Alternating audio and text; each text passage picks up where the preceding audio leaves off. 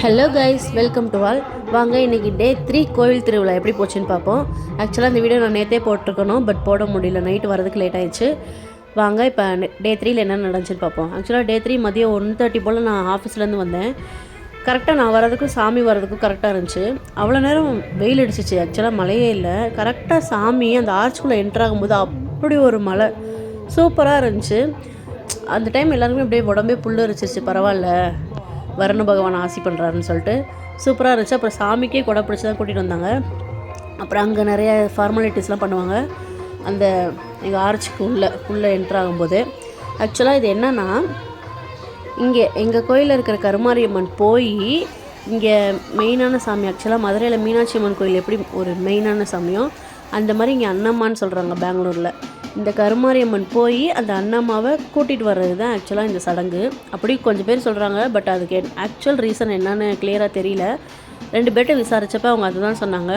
அப்புறம் அவனுக்குள்ளே அந்த சீர்வரிசை தட்டெல்லாம் வச்சு கூட்டிகிட்டு வந்தாங்க கருமாரியம்மா போய் அன்னியம்மாவை. அங்கே இந்த சுற்றிலாம் போட்டாங்க பூசணிக்காய் வச்சு ஆர்ச்சுக்குள்ளே என்ட்ராகும்போது.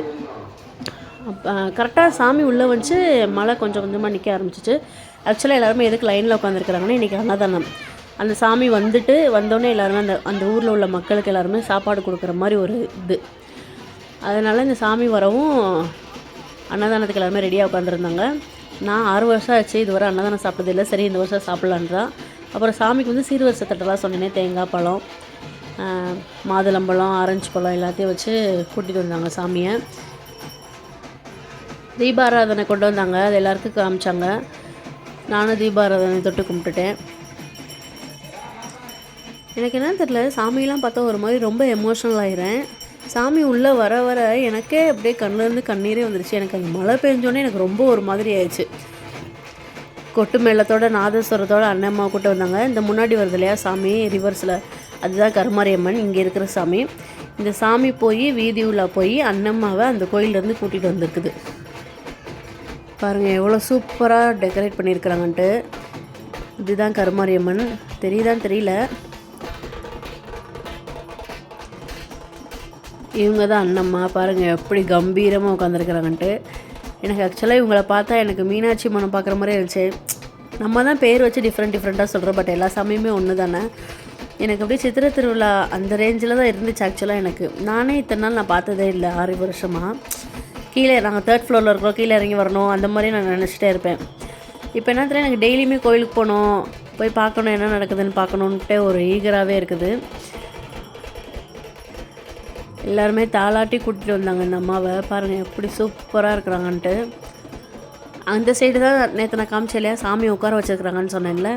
இப்போ இந்த அன்னம்மாவை போய் அந்த கருமாரியம்மன் கூட்டிகிட்டு போய் அங்கனுக்குள்ளே உட்கார வைக்கிறதா இந்த சடங்கு. தீபாராதனைலாம் காமிச்சு பூசணிக்காலாம் உடைச்சி வரவேற்றாங்க எல்லாருமே. பாருங்கள் எப்படி சூப்பராக இருக்குதுன்ட்டு. எவ்வளோ கூட்டம் பாருங்கள்.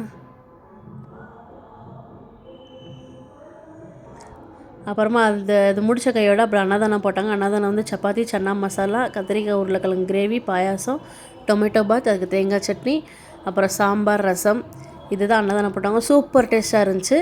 இதுதான் டே 3க்கான வீடியோ. தேங்க்யூ, பாய் பாய்.